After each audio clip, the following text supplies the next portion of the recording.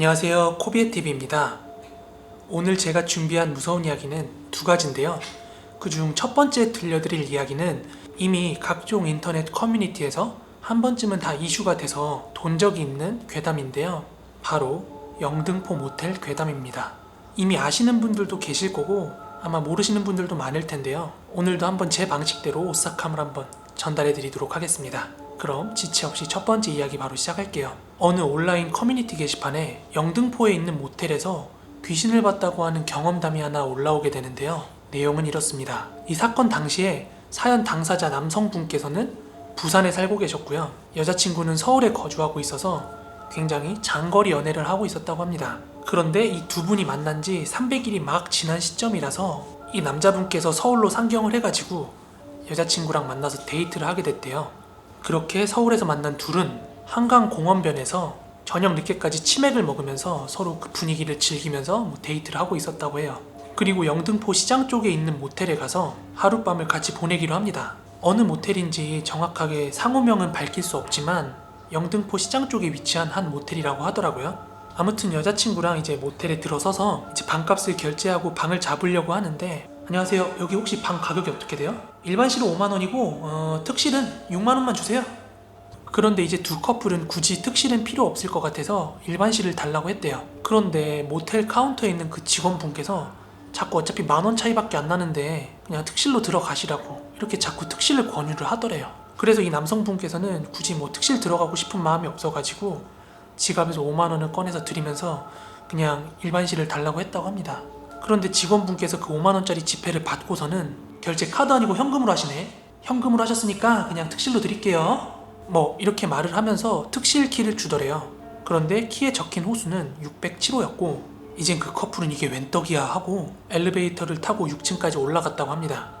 그런데 모텔 같은데 이제 엘리베이터를 타고 올라가면 모텔마다 다 구조는 다르겠지만 그 층에 중앙 계단 옆으로 보통 이제 엘리베이터가 위치하고 있고, 엘리베이터에서 내리면 엘리베이터에서 가까운 호수들부터 해가지고 이렇게 복도 끝으로 호수들이 뻗어나가거든요.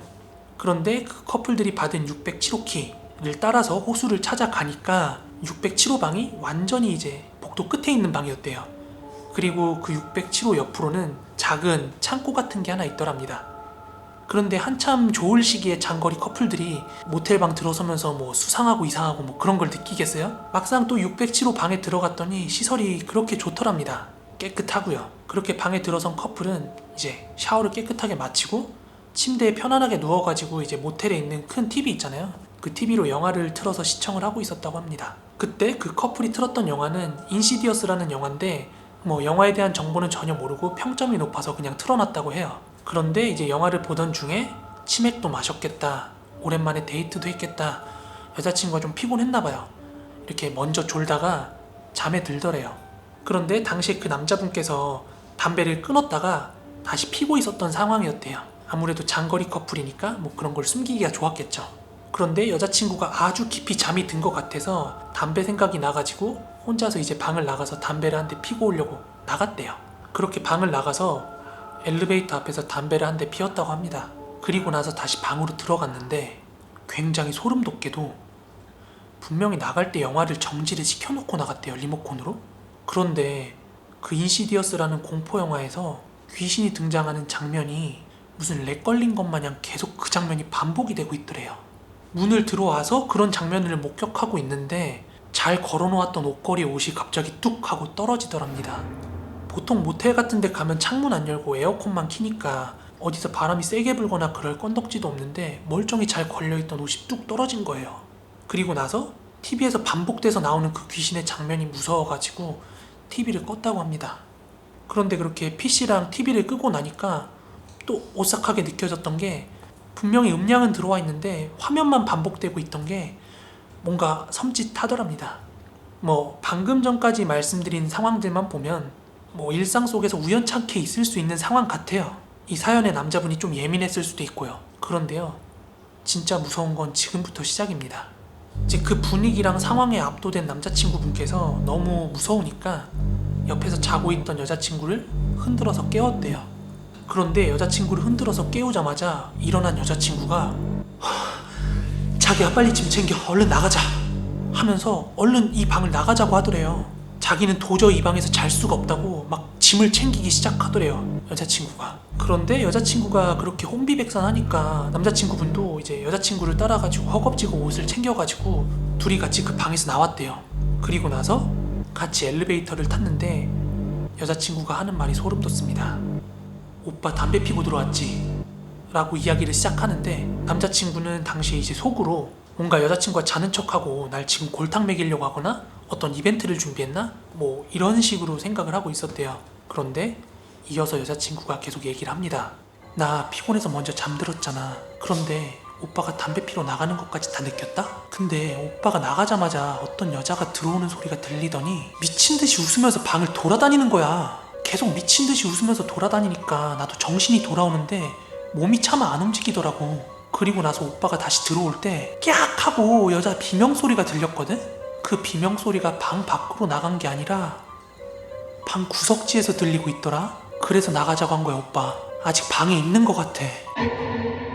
그 말을 듣고 남자친구는 너무 소름이 돋아서 이제 여자친구랑 엘리베이터에서 나오자마자 사람이 많은 거리로 빠져나왔대요. 그리고 영등포역 앞에 있는 맥도날드에서 밤을 샜다고 합니다. 여기까지가 이 커플이 겪었던 괴담인데요. 뭐 댓글에는 조롱 섞인 댓글들이 많이 달렸습니다. 모텔 직원이 당신들을 엿먹였다는 둥? 아니면 너가 남자 구실을 못하니까 여자친구가 자기 싫어가지고 그런 거라고 막 그런 조롱 섞인 댓글이 달리던 와중에 이어서 소름 돋는 댓글들이 몇 개가 추가가 됩니다. 거기에 달린 댓글 내용들을 요약하자면 글쓴이와 같은 모텔인지는 모르겠는데 본인도 영등포 모텔에서 투숙하던 중에 가위에 눌려 죽을 뻔했다는 얘기를 시작으로 영등포 시장 안에 있는 모텔에서 투숙을 하던 중에 여자가 막 비명을 지르는 가위를 눌렸다는 증언, 그리고 남녀 커플이 영등포에 있는 모텔에서 투숙을 했는데 가위를 눌렸는데 둘이 같은 귀신을 목격했다, 뭐 이런 식의 댓글들이 연이어 달리기 시작을 합니다.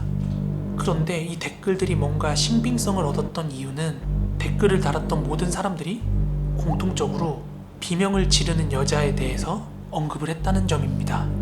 그리고 나서 소름 끼치는 댓글이 하나 더 추가가 되는데요.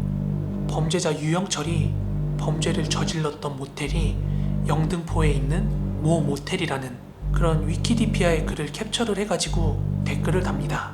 사실 앞에서 말했던 그 사연들은 모르겠는데 이 유영철이 이 영등포에 있는 모텔에서 뭐 작업을 쳤다 이런 이야기에 대해서는 뭐 카더라라고 하더라고요. 그런데 사실 뭐 고시원이나 모텔이나 원룸 같은 데서 워낙 뭐 자살이라든지 뭐 여러 가지 사건 사고들이 많아서 실제로 뭐 기이한 일들을 많이 경험하는 경우들이 많다고 합니다. 그러니 커플들아, 모텔 가지 마라. 네, 그럼 두 번째 이야기 바로 시작하도록 할게요. 이 두 번째 이야기는 우대에 올라와 있던 이야기인데요. 이 친구가 평소에 무서움을 잘 느끼는 편이 아닌데 할머니한테 이야기를 하나 전해 듣고는 그렇게 소름 돋을 수가 없어서 이야기를 하게 됐다고 합니다. 이 친구의 친할머니께서는 그 당시에 대구에 살고 계셨는데요. 뭐 개인적인 사정 때문에 할아버지와는 이제 별거 생활 중이었고요. 그래서 할머니께서는 이제 방 하나에 작은 주방 하나 딸린 집에서 혼자 살고 계셨다고 합니다. 그런데 보통 할머니들은 자식들한테 손 벌리기 싫어서 그런 환경에서도 혼자 살려고 하시잖아요. 그래서 이 할머니께서도 그 작은 집에서 몇 년을 혼자 사셨다고 해요. 그런데 어느 날부터 갑자기 며칠을 연이어가지고 계속해서 가위를 눌리더래요. 그런데 가위 때문에 잠도 못 주무시고 늘 피곤하시니까 어떻게 해야 되나 하다가 문득 좋은 생각이 하나 나더래요. 그게 뭐냐면 보통 옛날 어르신분들은 뭐 민간신앙이라든지 미신 같은 거 잘 믿으시잖아요. 그래서 잘 때 베개 머리맡에 칼이나 가위 같은 걸 두고 자면 가위를 눌리지 않는다는 속설이 있어가지고 작은 밥상을 하나 꺼내셨대요. 시골집 가면 그런 뭐 접었다 폈다 하는 그런 밥상 있잖아요. 그 밥상을 하나 꺼내고 집에 있는 칼이나 가위 같은 온갖 날붙이들을 다 꺼냈대요. 그리고 날이 선 방향들이 머리 바깥을 이제 향하도록 하고 잠을 주무셨다고 합니다. 그런데 그런 미신이 진짜 효염이 있었던 걸까요? 신기하게 가위 한번 눌리지 않고 너무 편안하게 숙면을 취했다고 합니다.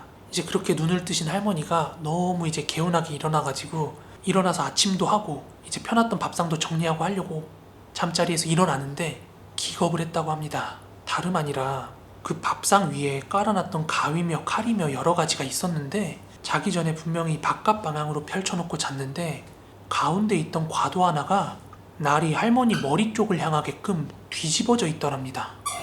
진짜 너무 놀래고 소름이 돋아서 그 이후에 대구에 있는 그 방을 정리를 하고 이 사연의 주인공인 친구의 가족과 함께 살게 되었다고 합니다.